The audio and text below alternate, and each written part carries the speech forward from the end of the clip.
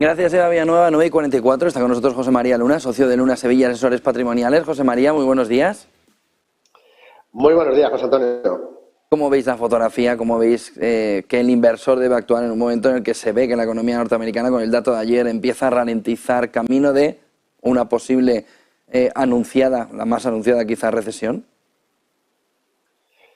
Pues el mercado sigue bastante apasionante y que nos hace a todos pues seguir trabajando muy duro para tratar de leer, de hacer una muy buena lectura de lo que está ocurriendo, porque efectivamente, por un lado, convive un entorno en el cual es verdad que se modera la inflación, pero de momento es una moderación muy leve respecto a los objetivos que siguen manteniendo los distintos grandes bancos centrales.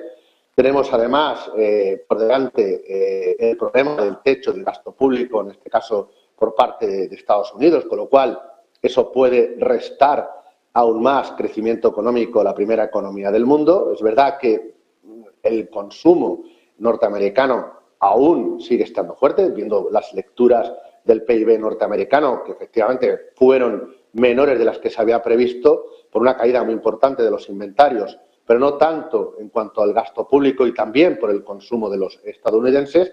Pero si realmente llegamos a ese techo y no hay, como el cuento de cada año, si no se consigue ampliar el techo de gasto público, evidentemente, bueno, pues será un factor que puede seguir drenando crecimiento económico en la primera economía del mundo. En paralelo estamos viendo cómo los resultados de las compañías estadounidenses, bueno, pues son en líneas generales, muchas de ellas, mejor que las del consenso, pero como decíamos la pasada semana, no son especialmente brillantes. Lo hemos visto en el caso de Meta, no es espectacular, pero es mejor que lo que había descontado el consenso de analistas.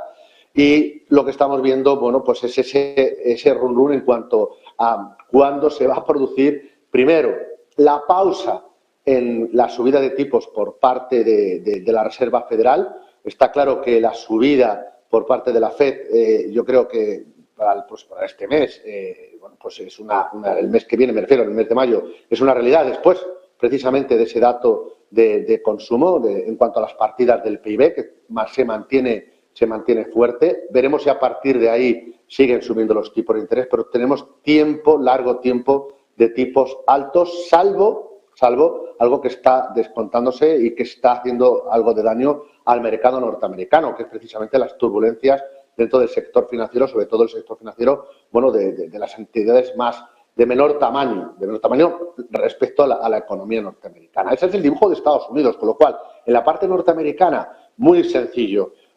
Deuda pública de Estados Unidos de más largo plazo, precisamente por ese contexto de desaceleración de la actividad económica. En segundo lugar, esto es va de sectores y va muy de empresas. En el caso de sectores, no cabe la menor duda que, uno, el sector de la tecnología, porque es las compañías que mejor comportamiento están teniendo frente al resto de las que integran, pues por ejemplo el S&P 500, que muchas de ellas, el acumulado del año, no están brillando, cosa muy diferente del sector tecnológico, que ahí sí que está teniendo un comportamiento en líneas generales bastante más notable. Con lo cual, sí, el sector tecnológico. Y en tercer lugar, en la parte norteamericana, por terminar la parte de Estados Unidos, estaría el tema de las compañías que ganan más que el coste de capital y, en segundo lugar, se benefician, se aprovechan de un dólar débil. Un dólar que, efectivamente, como comentaba hace un momento otro compañero analista, se está enfrentando a una serie de resistencias en cuanto a la fortaleza del euro y la debilidad del dólar, pero la estructura, por varios factores, mantiene que el dólar pudiera seguir estando débil respecto a nuestra moneda común, y eso sí beneficia a algunas compañías norteamericanas exportadoras. En la parte europea el dibujo es distinto. El crecimiento económico puede ser mejor que en el caso de Estados Unidos, importante este hecho. En segundo lugar está efectivamente el euro, que es algo más fuerte, pero aquí todo lo que es importaciones de materias primas nos beneficia que el dólar esté más bajo, y a pesar de las guerras, a pesar de los problemas que tiene Europa, sin duda alguna, el gasto público, donde ahí parece que no hay tanto techo, como ocurre con el caso norteamericano, y la fortaleza del dinamismo en el consumo de Asia sí está beneficiando a muchas empresas europeas. Basta con ver no solo el sector de lujo, sino también sector industrial. Con lo cual, el dibujo aquí es contrario, es decir, en lugar de tramos largos, la parte de deuda pública, no, tramos muy cortos. Vimos ayer precisamente un repunte importante de los tramos muy cortos de la curva de tipo de interés europea, con lo cual aprovecharlo a través de fondos de inversión que estén invirtiendo en renta fija de súper corto plazo y con comisiones muy, muy baratas. Y luego la parte a nivel de la renta variable, nos gusta ahora mismo más la parte de renta variable europea en líneas generales frente a la renta variable norteamericana, y aquí es verdad que está más repartido todo lo que es el comportamiento de las subidas, es decir, no está tan concentrado las subidas como ocurre en Estados Unidos, sino que aquí hay más sectores que están participando. Basta con ver el comportamiento en lo acumulado de año del sector financiero, a pesar, y esto lo recalco de forma muy notable, no es el sector que más nos gusta, no es el sector en el cual nos sentimos más cómodos, y a la hora de invertir en Estados Unidos y a la hora de invertir en Europa. José María, renta variable, peso, balances, visto lo fuerte que está la renta fija, ¿qué le estáis recomendando a los clientes? Dependiendo del perfil, pero visto no visto, es que el pescado está vendido en la renta fija, ¿no? ¿O veis que hay que diversificar todavía fuerte también en renta variable? Vamos a ver, en la parte de renta fija, lo que comentaba anteriormente, deuda pública de muy largo plazo en la parte norteamericana, asumiendo que todavía no se va a producir una bajada de tipo de interés por parte de la Reserva Federal, bastante es que veamos una pausa y en esa pausa veremos cuánto dura, ¿de acuerdo? Pero sí por el contexto de desaceleración de la actividad económica.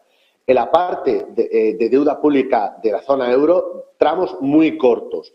Y la parte de deuda corporativa, por mucho que estaba muy atento al comentario del gestor de la casa de Aberdeen, que hablaba, bueno, pues estabais hablando en inglés precisamente, bueno, pues nosotros en High Yield seríamos muy cuidadosos, ¿de acuerdo? Muy, muy selectivos. Vamos a un contexto de menor crecimiento económico y esto, cuando los costes financieros aumentan, los márgenes disminuyen, la realidad es muy cruel y esto hace que muchas compañías, cuando tienen que salir al mercado y se tienen que financiar, pues no lo tienen tan fácil. Y luego la correlación que mantiene con la renta variable. Es verdad que hay unas enormes oportunidades en la parte de deuda high yield, pero yo sería bastante prudente a la hora de invertir ahí y de hacerlo sea de forma muy selectiva y con un porcentaje no muy alto.